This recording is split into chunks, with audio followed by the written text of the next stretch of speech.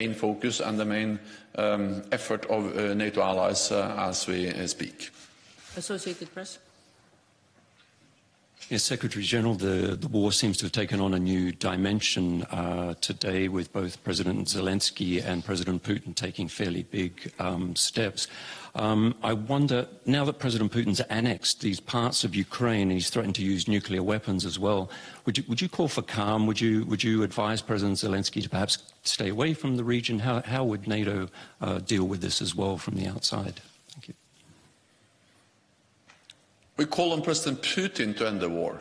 He is responsible for starting the war, and he has the responsibility to end the war. Because if Russia stops fighting, there will be peace. If Zelensky and the Ukrainians stop fighting, Ukraine will cease to exist as an independent nation.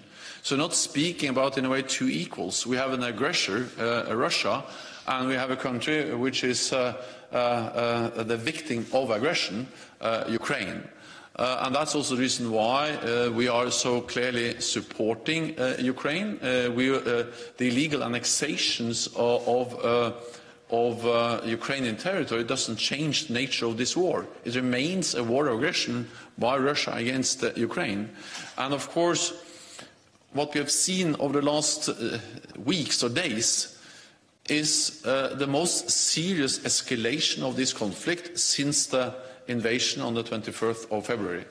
Because we have the combination of the mobilization in Russia combined with the reckless, dangerous nuclear rhetoric, and then today's illegal annexation or attempt to annex parts of Ukraine. Together, this is the most serious escalation of the conflict since the start.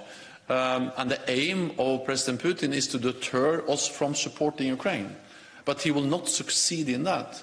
The message from NATO allies and from partners is that we will continue to support. The United States just announced today more support. And I spoke also with all the leaders over the last few days, and the NATO leaders, and they all have the same message. We need to stand united. We need to provide support to Ukraine, because this is, of course, in the interest of Ukraine, and that we help them to defend themselves. But it is also in our interest that we ensure that President Putin doesn't win, because if he wins, the message is that authoritarian powers like Russia can use military force and then achieve their goals, and that will make the whole world more dangerous.